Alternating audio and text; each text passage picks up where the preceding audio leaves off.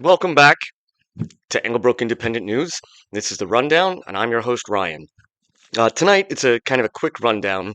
One just to bring to your attention a story that hasn't been getting much attention in the media. Um, why exactly? You can come to your own conclusions, but it's the resurgence of the Boko Haram militia in Nigeria and their continued attacks on Christians.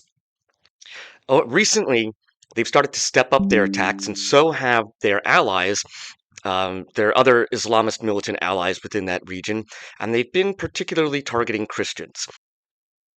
The exact figures are not known, but Boko Haram has been attacking churches and villages, killing men, women, and children alike. Now, their average attacks result in about 2 churches per day being burned. That's pretty crazy when you think about it. Think about all the churches that you know in your neighborhood, or mosques, or temples, or synagogues, whatever you want to call them. Imagine 2 of them being burned to the ground every day for years. This has been going on for almost 14 years now, possibly even a little more. Um, if you don't remember, Boko Haram first became famous back about 14 years ago, or 11 years ago, sorry, when they kidnapped about 300 girls from school. They since then have been combated fairly effectively, with varying degrees of effectiveness, by the Nigerian security forces. But the security situation in Nigeria is deteriorating, along with that entire region where they operate, and hence attacks have stepped up. You know what, though? I'm going to let Bill Maher talk about this. So I'm just going to put that clip in here for a second. Nigeria, I mean, the fact that this issue has not gotten on people's radar. Right, no one's talking about it. It's pretty amazing. If you don't know what's going on in Nigeria, your media sources suck.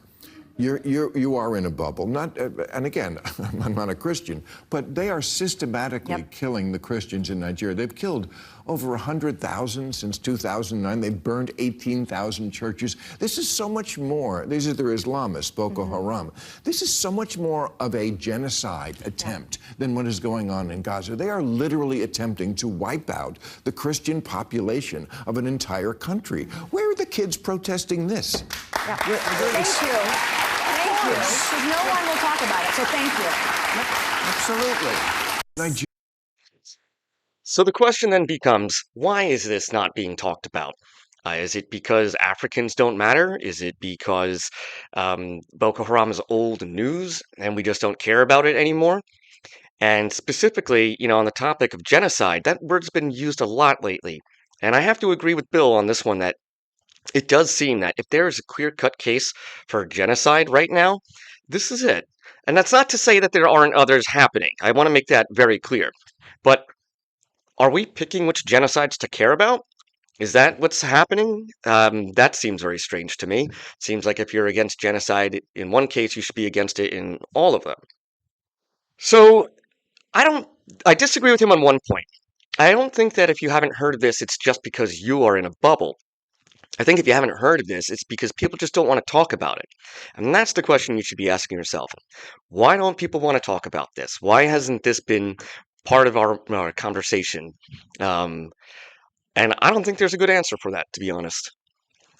So, as this develops, as we hear more, hopefully this brings a little bit more attention to this situation, and there can be, I don't know, more resources devoted to it.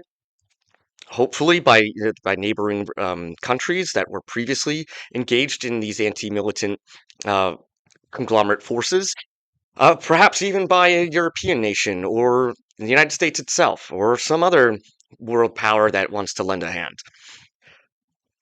We'll see what happens. But as always, we'll keep you posted. Thanks for tuning in, and don't forget to subscribe.